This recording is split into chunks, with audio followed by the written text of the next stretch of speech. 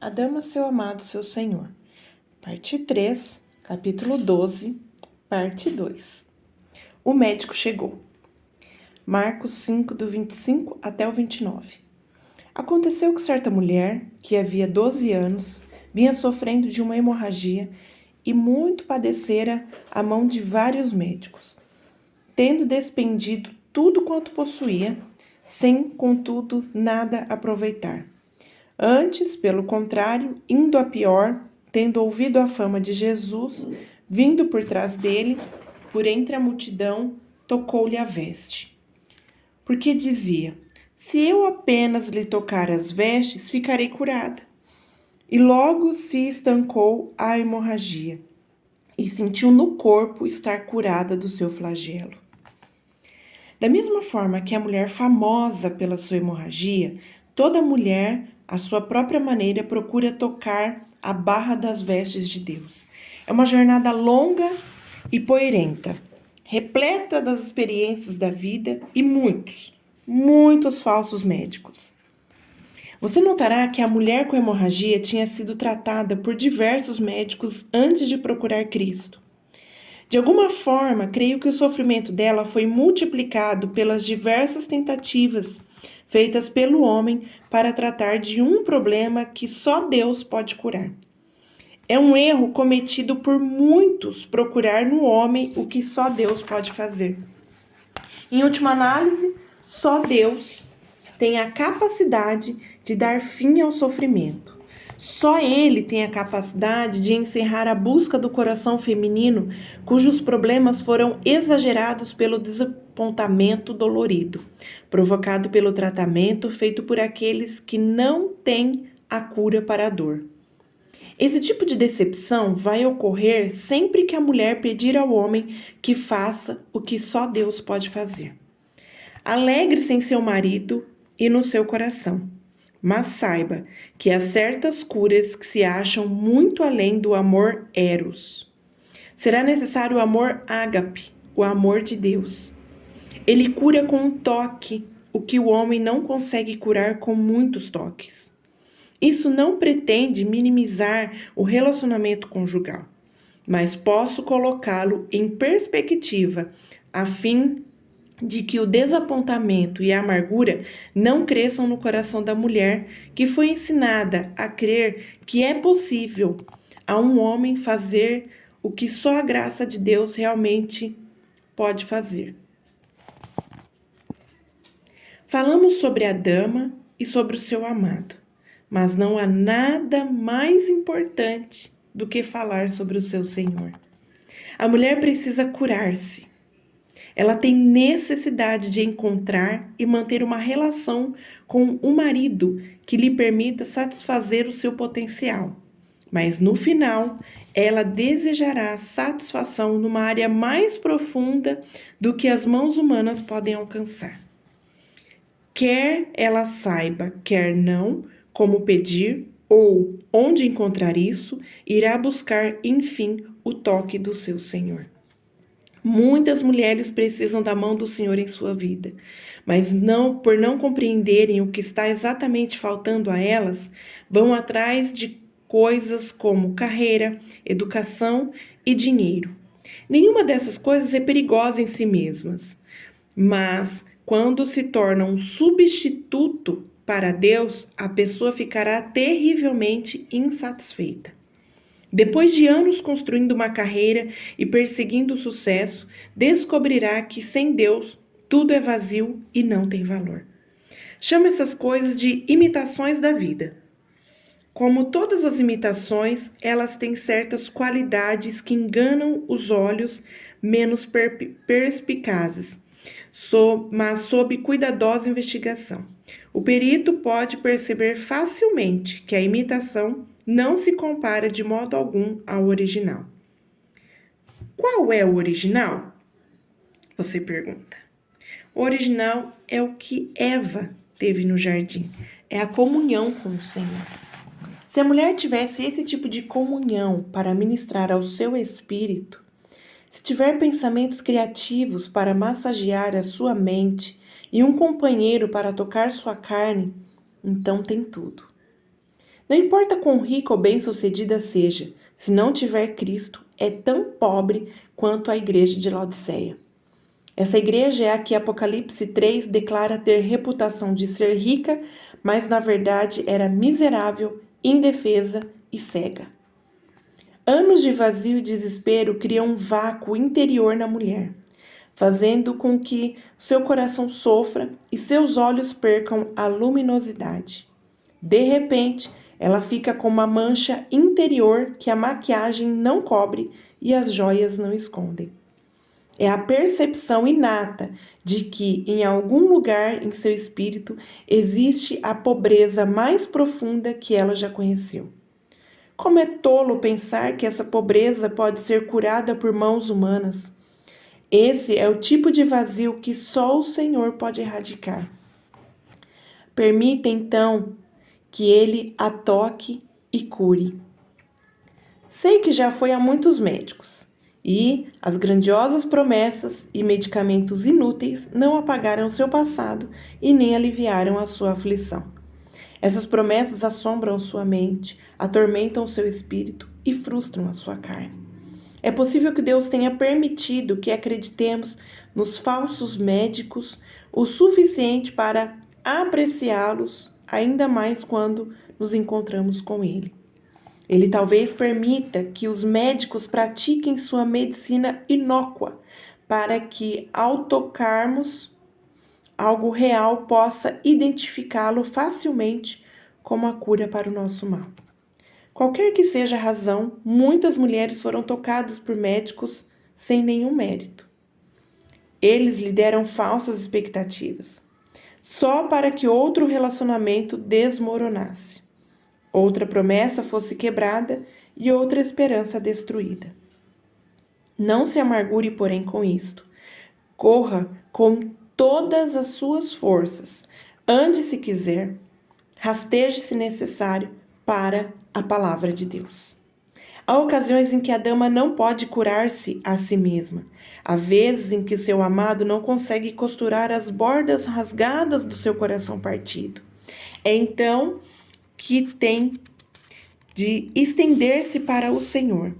Foi esse Senhor que a mulher com hemorragia tocou no momento de crise em sua vida. E imediatamente sentiu que fora curada. Não há nada tão confortador como saber que sua saúde está boa. Nem o sucesso, nem a fama podem trazer o sorriso pacífico e a calma de espírito que surge em quem reconheceu não estar mais quebrado, mas sadio e completo. Quando a mulher tem saúde espiritual, pode entrar num relacionamento sem desespero. Não precisa de ninguém para completá-la. Tornou-se completa pelo toque do próprio Senhor. A mulher sadia sempre atrairá um homem sadio. Quando se tocam, eles se fundem para criar um casamento sadio. No final, no momento certo, irão produzir filhos sadios, que tirarão proveito de serem amamentados pelos seios de uma mulher que não é perseguida pela necessidade desesperada de autogratificação. A vida centrada em Deus tem esse resultado. Essa mulher é virtuosa. Você notará que ao curar a mulher com hemorragia, Jesus soube que ela fora curada, porque sentiu a virtude sair do corpo dele. Foi a virtude que fluiu dele para a mulher que a curou. Mediante o toque de Deus, ela tornou-se uma mulher virtuosa. Você pergunta, como obter essa virtude? Ela não se encontra numa carreira nem no sucesso. Não está em roupas caras, carros luxuosos ou joias de alto preço. A virtude só vem quando uma mulher, alquebrada, se arrasta pelas ruas de pedra de Jerusalém, com seus joelhos sangrando e com as mãos trêmulas, toca as vestes de um Senhor, cuja presença pode erradicar o sofrimento. Esse toque é tão reverente que a inspira a tornar-se uma mulher virtuosa. Todos que se aproximarem dela saberão que algo a distingue das demais. Seja no escritório executivo, ao virar-se a cadeira na cadeira giratória, ou que tenha entrado no escritório apenas para limpá-lo para algum chefe de quem é empregada. Isso não importa, porque a virtude a reveste. Há um lampejo nos olhos da mulher virtuosa que torna os cosméticos desnecessários. A paz em sua mente exclui qualquer necessidade de tranquilizantes. Ela dorme à noite, acorda refrescada, enfrenta cada dia com coragem porque a sua força não vem do que é externo, está embutida em seu interior. Em vista de ter tocado o Senhor, ela é completa e totalmente sadia. Quando uma mulher toca o Senhor, Ele a transforma para sempre. Sua alma escapa como um pássaro do laço do passarinheiro. Suas asas se estendem pela manhã. Ela navega com o vento e voa para a claridade do sol matinal. Ele é o objeto da sua adoração e o foco da sua visão. Ele se torna a realidade de cada ideia abstrata que já se esforçou para expressar para os outros que não a compreenderam. Você deve entender que todos nós ansiamos ter e gozar ao máximo os relacionamentos humanos, mas só os mais sábios compreenderão que o nível de satisfação que precisamos não pode vir de outra pessoa. A razão de as interações humanas ruírem e desmoronarem é a nossa audácia de buscar nos homens o que só pode vir de Deus. Sempre nos desapontaremos quando buscarmos a Deus no homem e desejarmos que os homens sejam os nossos heróis. Temo que tenhamos lido um número excessivo de romances sugerindo um cavalheirismo inexistente. Como acontece com a prata escurecida, logo reconhecemos que o que reluz ao sol do meio-dia irá finalmente perder o brilho quando exposto aos elementos. Isso ocorre com todos, mas cedo ou mais tarde descobrimos que há lugares manchados e nenhum de nós, homem ou mulher, brilha tanto quanto deveria brilhar. Onde estão os heróis? Você pergunta. Para onde foram os nobres? Onde estão todos os relacionamentos perfeitos e eufóricos que vimos na TV? Devo dizer-lhes que eram todas invenções da sua imaginação. Caricaturas mostradas na tela para seu entretenimento. Embora nos esforcemos febrilmente para imitar o que vimos, é preciso compreender que o resultado final é garantido para o casal na televisão porque foi um roteiro que controla a vida deles. O que fazemos, no entanto, quando não há um roteiro para controlar os eventos do dia a dia? A verdade é que não podemos fazer nada. Não há companheiros perfeitos, não há amor sem desapontamento, mas o desapontamento é minimizado quando só esperamos certas coisas da parte de Deus. Se buscamos um Salvador, seu nome deve ser Jesus. Se buscamos um Messias, seu nome deve ser Cristo. Pedir a qualquer outro além dele para atender a tamanha expectativa é pedir a um pote de barro que vire ouro. É pedir que a água seja vinho. É pedir que a terra se transforme em diamante. Impossível.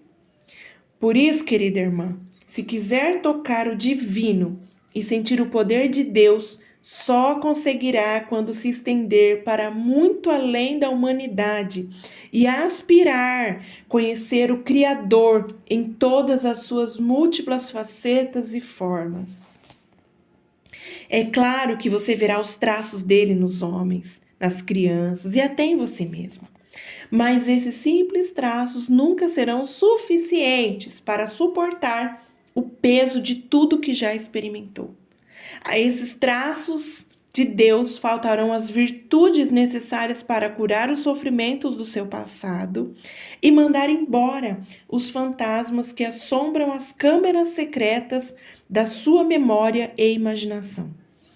Esta é uma tarefa de Deus e só dele. Nas palavras do profeta Isaías em 55:6 diz: buscai o Senhor enquanto se pode achar, invocai-o enquanto está perto. Ele disse bem: está na hora de buscar o Senhor. Não seus filhos, não seu dom, mas sua pessoa, e só ela. Quando nós o buscamos, ele se compraz em dar a cada um de nós os benefícios que só são concedidos mediante o nosso relacionamento com ele.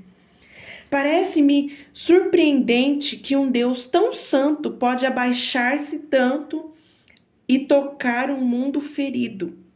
Isso me faz lembrar no momento das Escrituras em que levaram diante de Jesus uma mulher apanhada em adultério.